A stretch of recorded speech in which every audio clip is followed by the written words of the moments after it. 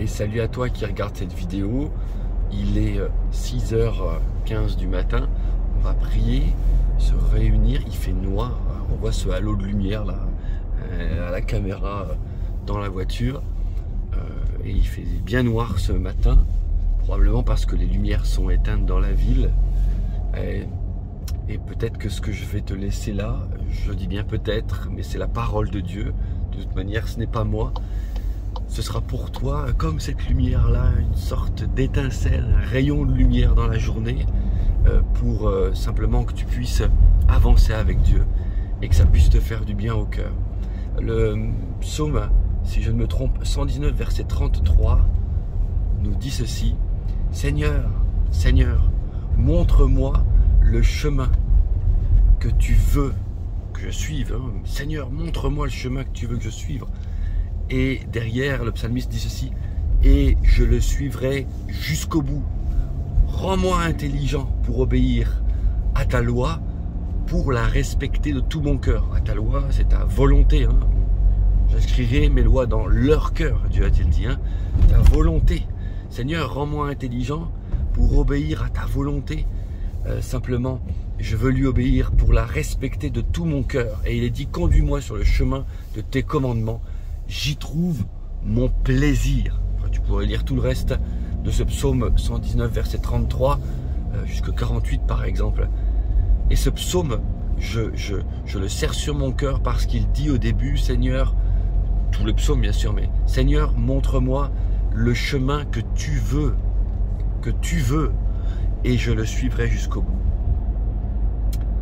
Dans l'époque dans laquelle nous vivons, même dans le monde chrétien, c'est ainsi.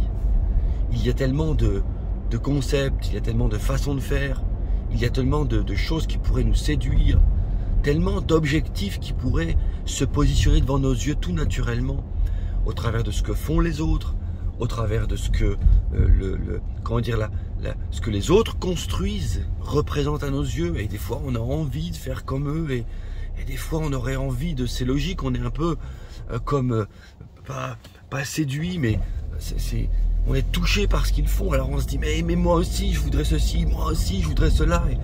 Et des questions peuvent arriver dans nos pensées. Et alors pourquoi, Seigneur?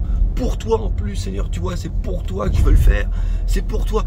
Pourquoi j'y arrive pas? Pourquoi ce que je fais n'a pas autant d'ampleur? Pourquoi? C'est des questions qu'on peut se poser dans la vie, que peut-être tu peux te poser. Pourquoi je chante pas aussi bien que l'autre? Pourquoi je joue pas aussi bien? Je sais pas. Tu vois le contexte que je veux dessiner. La seule manière de savoir te repérer là-dedans, mis à part le fait que tu veuilles bien faire, je comprends, des fois on veut bien faire et c'est logique, que tout ce que nous puissions faire, la Bible dit, tout ce que vous faites, faites-le comme si c'était pour le Seigneur. D'accord, on veut bien faire les choses.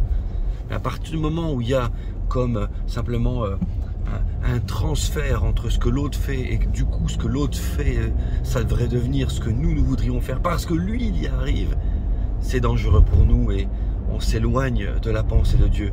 On s'éloigne de la protection que notre cœur doit avoir, parce que l'adversaire pourrait alors venir nous accuser, en tout cas nous enfoncer. Tu n'y arrives pas, à lui il y arrive ou elle y arrive, mais pas toi. Ou tel responsable, peut-être, je parle même au responsable, agit de telle manière, prêche de telle manière, enseigne de telle manière, a une telle structure, et pas toi. Il ne faut pas rester dans cette voie-là. C'est pour ça que ce matin, je donne ce passage biblique comme l'issue de secours, et je crois la seule qui nous garde au diapason avec ce que Dieu veut, et ce que Dieu veut, c'est ça notre satisfaction.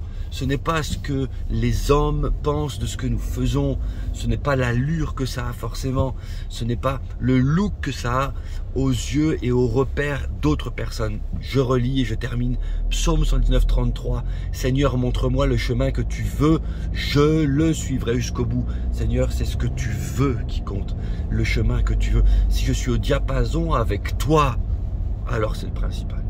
Oui, mais l'œuvre de Dieu entre tes mains n'a pas de look. Je le rappelais il y a peu de temps, mais regarde Abraham, est-ce que ça avait du look? Regarde Joseph, est-ce que ça avait du look au début? Ah, l'œuvre de Dieu au travers de Joseph. Abraham, comme je le disais, père d'une multitude, ça n'avait pas de look.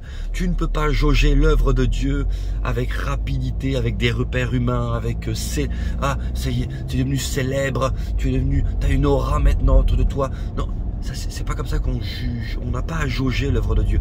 Le plus important, c'est que tu sois au diapason, vraiment, hein, dans ton cœur, avec Dieu. Tu sais ce que Dieu te demande et tu fais ce que Dieu te demande. Alors reste dans cette simplicité. Alors, au moment opportun, par ton humilité, il t'élèvera. Bénédiction.